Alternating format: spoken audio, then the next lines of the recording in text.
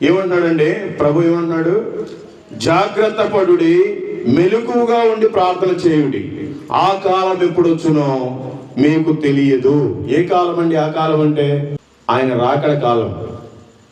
బైబిల్లో 10 మంది కన్యకులు ఉన్నారు. మీరంతా పుట్టుకతోటే క్రైస్తవులు. నేనన్నా నాకు మనం తెలుసుకున్నాను. నాకంటే వాక్యం మీకే బాగా తెలుసు.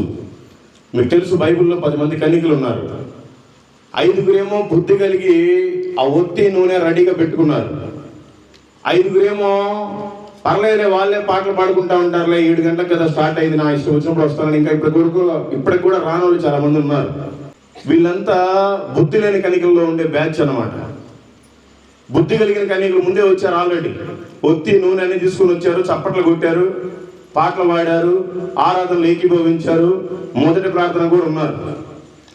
దేవుడు ఎప్పుడైతే మహాపరిశుద్ధుడా, ప్రేమ కలిగిన తండ్రి, కృపగలమా యేసయ్య, ఈ పదాలు ఎప్పుడైతే వినపడతాయో బలిపీఠం దగ్గర నుండి, అప్పుడే దేవుడు మనకంటే ముందే వచ్చింటాడు ఇక్కడికి.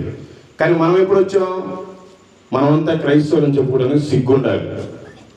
టయానికి రాకపోతే మీరేం క్రైస్తవులు? ఏమనుకోబాకండి. నేను ఇలా మాట్లాడటానికి డబ్బులు తీసుకుని ఎవరి దగ్గర ఉన్నట్టుగా మాట్లాడుకుందాం. ఎన్ని రోజులు ఇంకా క్రైస్తవులు అనే ముసుగులో ఉంటారు నామకార్థంలో? మెలకువగా ఉండి ప్రార్థన చేయాలంట. ఆ దినం ఎప్పుడు వచ్చినా మనకు తెలియదంట. ఆయన ఎప్పుడు వస్తాడో తెలియదు. నువ్వు ఇంకా నిర్లక్ష్యంగానే ఉన్నావు.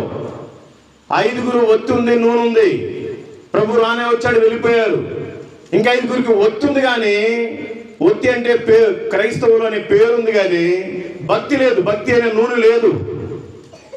అందుకే వాళ్ళు ఇప్పటివరకు రాలేదు. ఇంకా ఆ నూనె లేకపోతే చాలా కష్టం. నువ్వు వెలిగించుకొని రెడీగా ఉండాలి ఆయన కోసం. ఆ భక్తే లేకపోతే మీరు వ్యర్థమే. అందుకని దేవుడు చెప్తున్నాడు, మెలకుగా ఉండి ప్రార్థన చేయండి, ఆ కాలం ఎప్పుడు వచ్చునో మీకు తెలియదు. ఈ సెకండ్ దేవుడు వచ్చినా సరే నేను ఎగిరి వెళ్ళిపోతాను పరలోకానికి అన్నంత భక్తి మనలో ఉండాలి. లేదంటే మనమంతా క్రైస్తవులని చెప్పుకోవడం సిగ్గుచేటు.